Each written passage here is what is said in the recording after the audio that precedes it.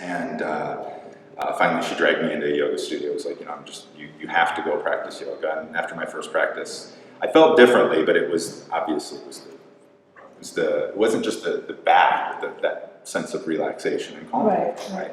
So it just became something that I continued to do on a regular basis, and saw how it was benefiting my life more than just the back, but I was calmer, I was responding to things a little bit differently, that sort of thing, less quick to anger, which I have a monster temper, and no, it became an essential practice, an essential piece of my life, just to be able to function, on a daily basis. Well, on June 2nd of 2009, I was in my office in South Florida. I had just taken a job running an athletic performance facility in South Florida that catered to high-end professional athletes. I mean, we had the people that we had coming in on an average day were members of all-star and all-pro teams, and it was just fascinating to watch these guys come in and work out. And that was my previous career, was running health clubs. I was a national supervisor for Crunch Fitness out of New York. I was in New York, LA, Chicago, Boston, Miami, running all of those clubs in the sales departments. And so that was my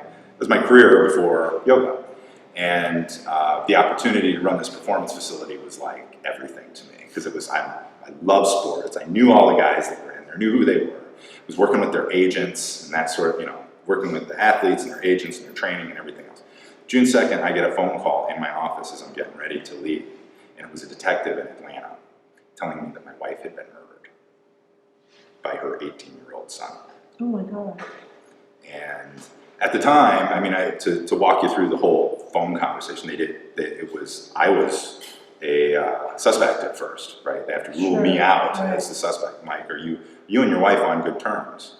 And it was like, wait, where's this questioning going? What the hell is going on? And he's like, I need to see you. And I go, well, you can't see me. I'm in South Florida. And when I said that is when he had the realization, this is just not what we thought it was. And then he tells me, what had happened. So I flew home, or my dad flew down to South Florida, picked me up, and then we flew back to Atlanta.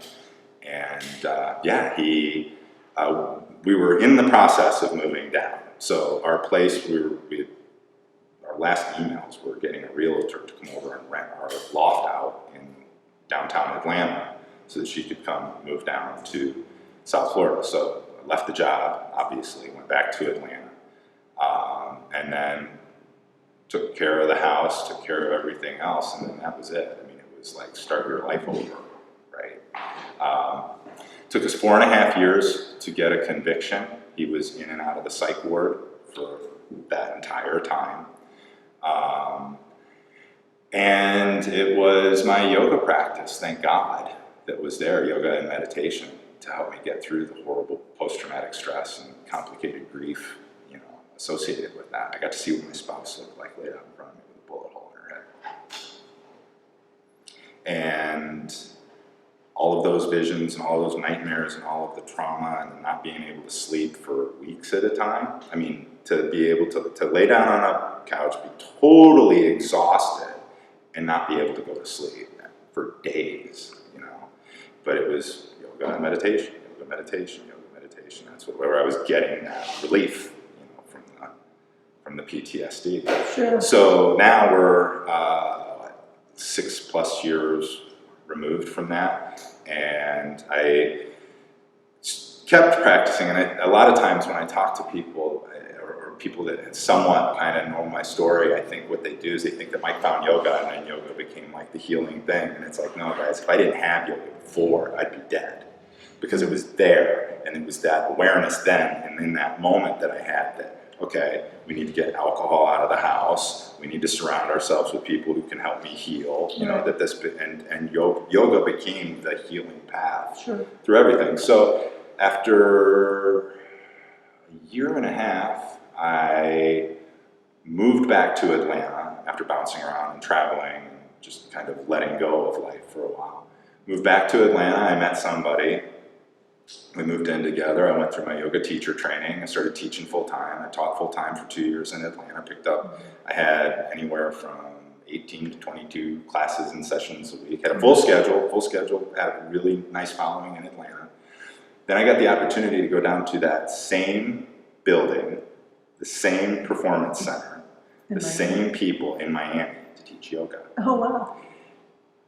The space that was my yoga studio is the same space that was my office. It was the same place I was standing in when I took the phone call from the detective. No, it wasn't that at all. It had been changed into hardwood floors in a yoga studio without any connection to me, waiting for me to go down there. And it was almost like I couldn't, I mean, oh, and my wife now, Barbara, that I'm now married to, her family was in South Florida. They were in Miami.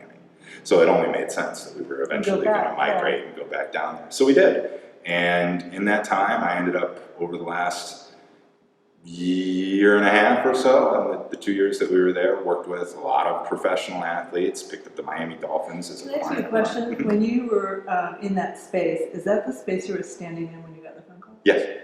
Okay, from what I know about the brain and brain science, I'm like astounded that you were able to function in that space. Huge trigger. As long as you did. Monster trigger. There were times when I was there and I would have moments like I almost felt like the space was going, "What are you doing back here?" Yeah. You know. But I couldn't deny the fact too that when they led me into that space the second time and it was hardwood floors in the studio, it was different. It was also different. It was different, yeah. And but also part of your healing too. Yeah. Right? So that's really fascinating. To be able to be drawn back into that, I almost felt, as I've gone through this whole thing, right, you see things circle back around in a different form. Sure. Just like that space in a different form. And it's all been opportunity to heal.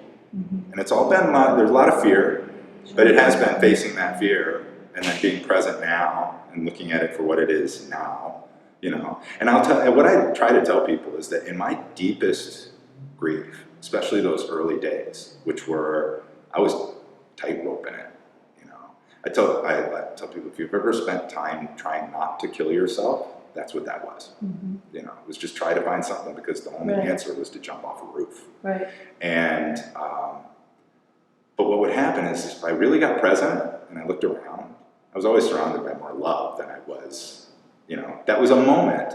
It was an action, and it was something that happened in a moment. But then after that moment, you know, things shift. Yeah, so what are you doing here? With this guy. No, I felt like, you know, through all of this, what I uncovered was my own anger.